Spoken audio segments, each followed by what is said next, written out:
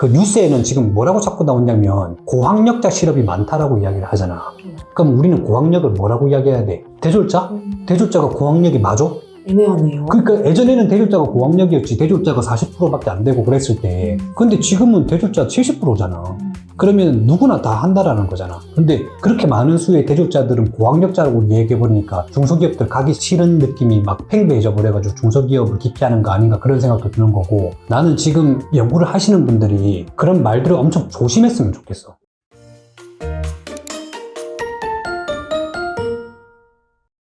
대표님 안녕하세요. 안녕하세요. 오늘은 비경제 활동 인구에 대해서 이야기를 좀 해보고자 합니다.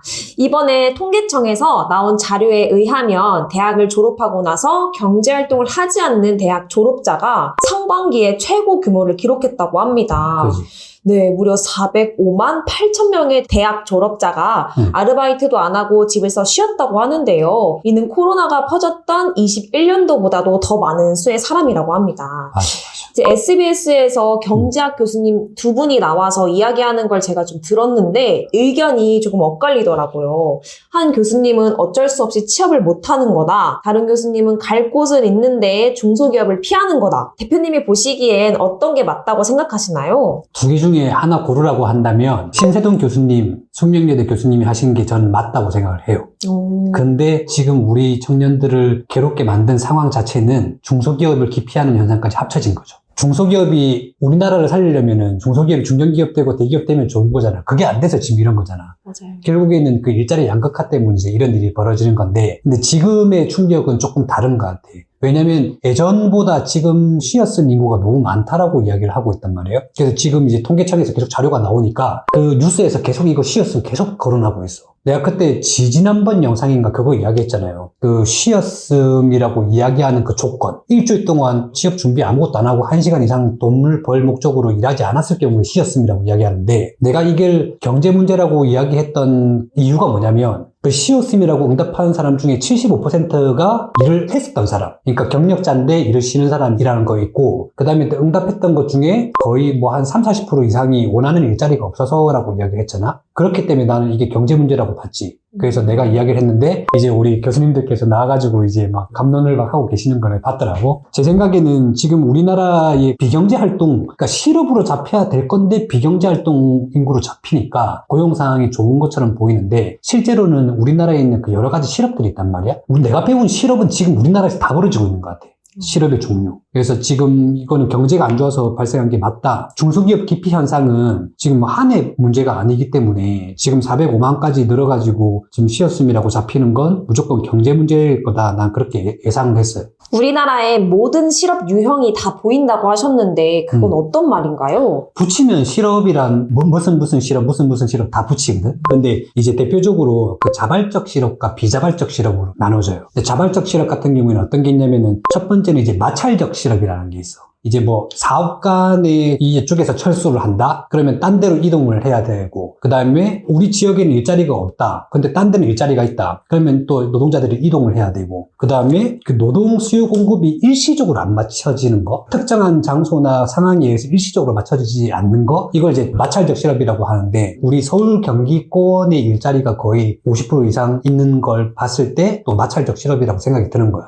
왜냐면 지역에서 이제 대학 졸업한 친구들이 다 서울 경기권을 넘어오고 있는 거잖아. 나 이것도 실업이라고 생각해. 근데 모든 사람이 다 넘어올 수 없으니까 실업인 상태, 그러다 보니까 취업을 포기했다기보단 정말 갈 곳이 주변에 없으니까 쉬었음이라고 찍어서 이 사람들도 실업으로 된 것 같고, 또 하나 자발적 실업이 탐색적 실업이라고 하는데, 이건 이제 더 나은 일자리를 찾기 위한 실업. 탐색을 한다는 거지. 내가 지금 이 회사에 있다가 이 회사는 좀 마음에 안 들어가지고 더 나은 회사로 가려고 준비를 하는 기간 동안의 실업? 이걸 이제 탐색적 실업이라고 하는 거지. 그러면 우리 이야기했던 405만 쉬었음 인구 중에 경력자가 많다고 했잖아? 그럼 이 사람들은 탐색적 실업 아니겠나? 그 다음에 문제가 되는 게 비자발적 실업인데, 이게 경기적 실업과 구조적 실업, 추가하자면 잠재적 실업, 기술적 실업, 계절적 실업 다 이야기할 수 있는데, 경기적 실업 같은 경우에는 경기 변동에 따른 실업을 이야기 보통 하거든? 경기가 좋을 때도 있고 안 좋을 때도 있는데, 실업이란 말은 보통 안 좋을 때 생기잖아. 경기 불황이 오게 되면 경기가 침체되고, 그러면 사람들이 돈을 줄이게 될 테니까 생산 수요가 감소를 하고, 생산 수요를 감소를 하면 그 생산을 해야 되는 사람들이 일자리가 줄게 되고, 그럼 그 사람이 급여가 없으니까 소비를 줄이게 되고, 또 소비를 줄이게 되니까 그거 도는 거 이야기했잖아요. 그걸 이제 경기적 실업이라고 이야기하고, 구조적 실업이라는 것들은 노동시장이나 이제 구조적 변화 이런 걸 이야기하는 건데, 예를 들어서 자동화가 좀 증가됐다. 우리 식당에서 키오스크 많이 생기고 있잖아. 서빙 해주는 분들이 이제 그만두는 것도 구조적 실업이라고 할 수 있겠지. 그리고 이제 기술이 변화하는 거, 그 다음에 무역 정책 이건데, 내가 볼 때는 경기적 실업과 이 구조적 실업에서 무역 정책이라고 생각되는 게, 지난번에 내가 탈중국 선언 때문에 그랬다고 했잖아. 그 중국에 대한 대수출 의존도가 거의 30% 가까이 우리나라에 이제 의존을 하고 있다가 지금 10%대까지 떨어졌단 말이지. 그러니까 그때로 인한 영향력 때문에 제조업이 크게 휘청거리고,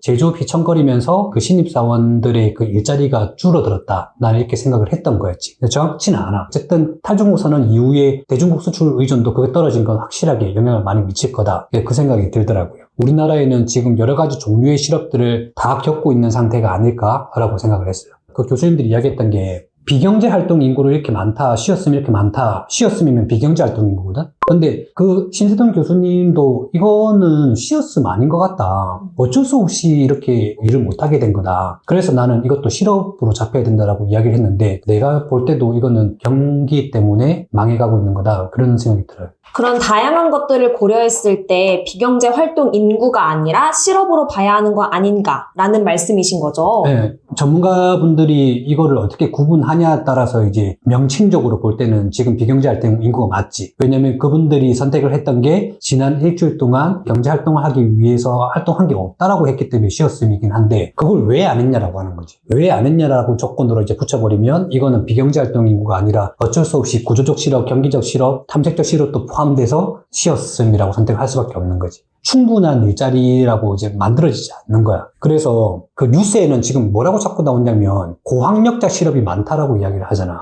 그럼 우리는 고학력을 뭐라고 이야기해야 돼? 대졸자? 대졸자가 고학력이 맞아? 애매하네요. 그러니까 예전에는 대졸자가 고학력이었지. 대졸자가 40%밖에 안 되고 그랬을 때. 근데 지금은 대졸자 70%잖아.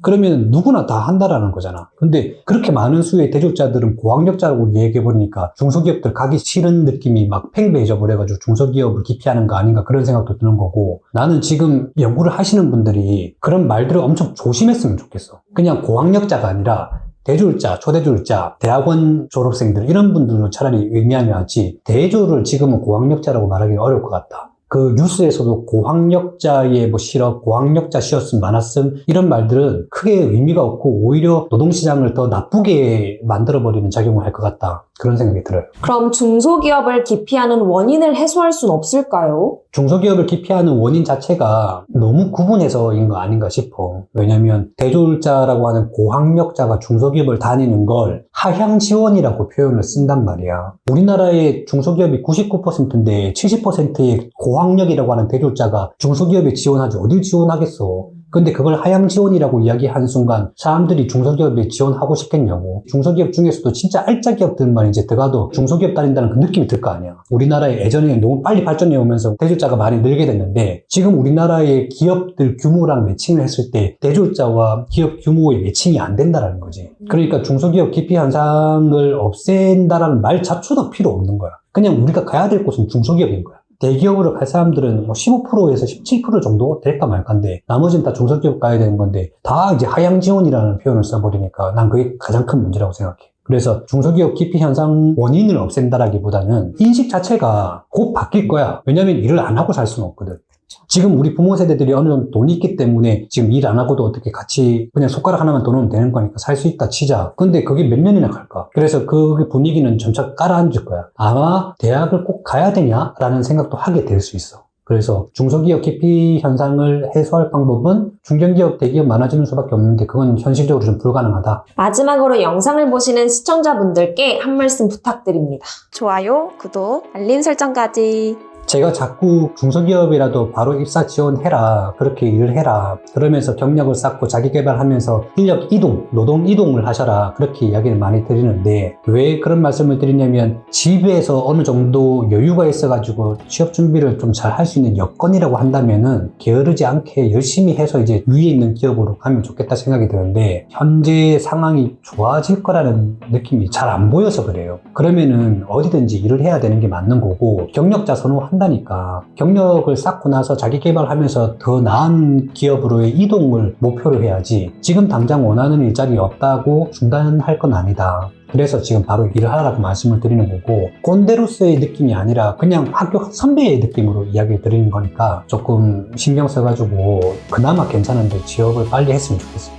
우리 이제 구독자가 2684명이 됐거든요. 처음에 100명, 200명 됐을 때 진짜 1000명만 되면 좋겠다, 2000명 되면 좋겠다 그렇게 했는데 그게 너무 좀 빨라지고 있는 것 같아요. 욕심은 더 뭐 1000명, 2만명 갔으면 좋겠지만은 지금 구독해 주시고 봐주신 분들 너무 감사하고요. 저희가 좋은 컨텐츠, 밉지 않은 컨텐츠, 고민을 해보고 나한테 도움이 되는 리얼 버프, 실제 버프가 될 수 있는 그런 컨텐츠 많이 만들도록 노력하겠습니다.